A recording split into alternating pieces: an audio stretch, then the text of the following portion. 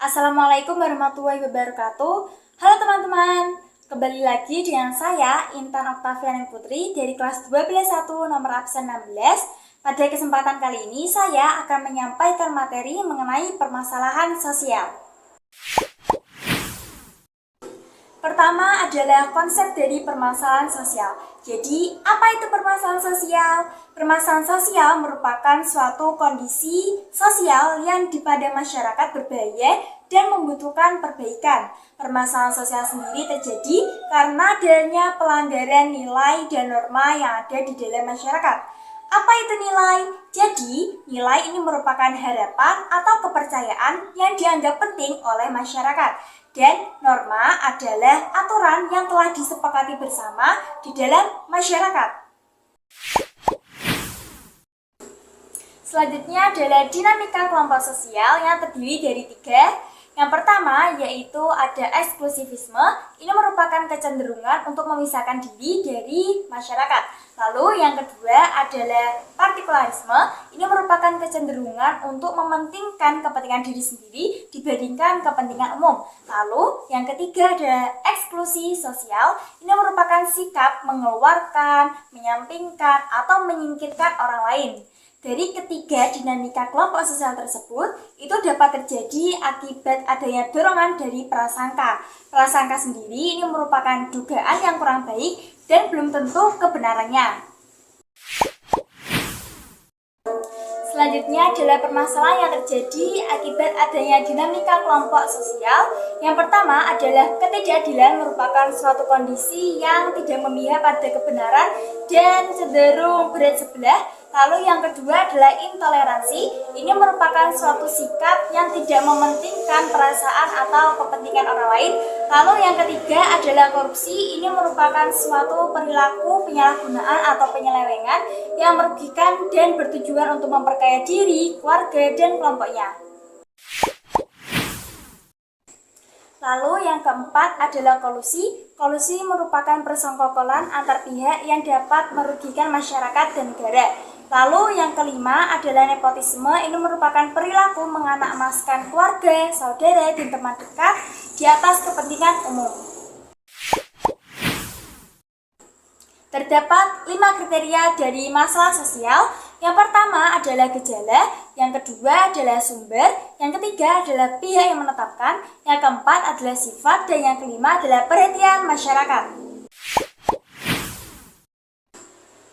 Yang pertama adalah gejala, di mana masalah ini dapat terjadi karena adanya perbedaan antara nilai yang dianut oleh masyarakat dengan kondisi di kehidupan nyata. Masyarakat ini bisa memiliki masalah yang berbeda-beda tergantung sesuai dengan nilai yang dianutnya.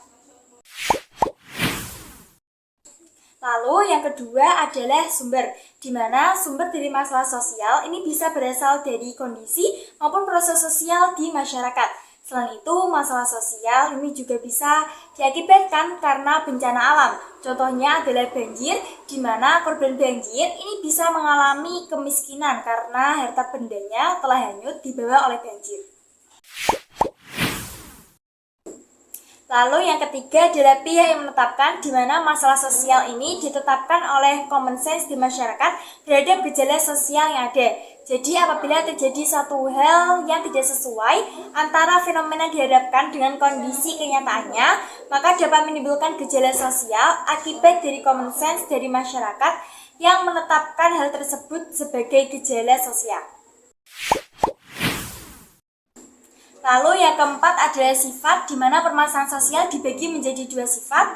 Yang pertama adalah permasalahan sosial yang bersifat manifest. Ini merupakan permasalahan sosial yang dapat dengan mudah disadari dan nyata melanggar nilai maupun norma. Contohnya itu ada kenakalan remaja, penyimpangan sosial, dan tindakan kriminalitas. Sedangkan yang kedua itu permasalahan sosial yang bersifat laten, merupakan permasalahan sosial yang nyata terjadi namun tidak disadari oleh masyarakat.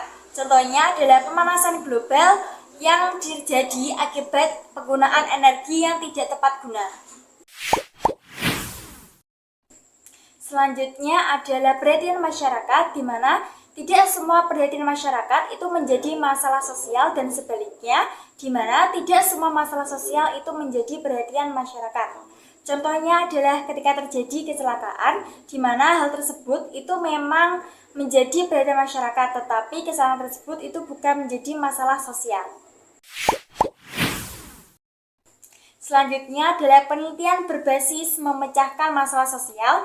Yang pertama adalah identifikasi dan merumuskan fokus masalah, di mana identifikasi ini merupakan menentukan fokus pertanyaan terkait penelitian yang akan diteliti. Lalu yang kedua adalah mendesain penyelidikan masalah sosial.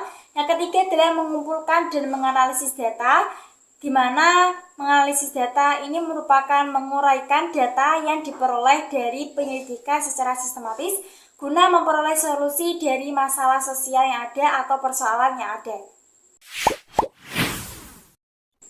Selanjutnya adalah melaporkan dan merekomendasikan pemecahan masalah, di mana pemecahan masalah ini merupakan cara yang dapat digunakan untuk menyelesaikan suatu masalah agar tidak berlarut-larut dan terulang kembali.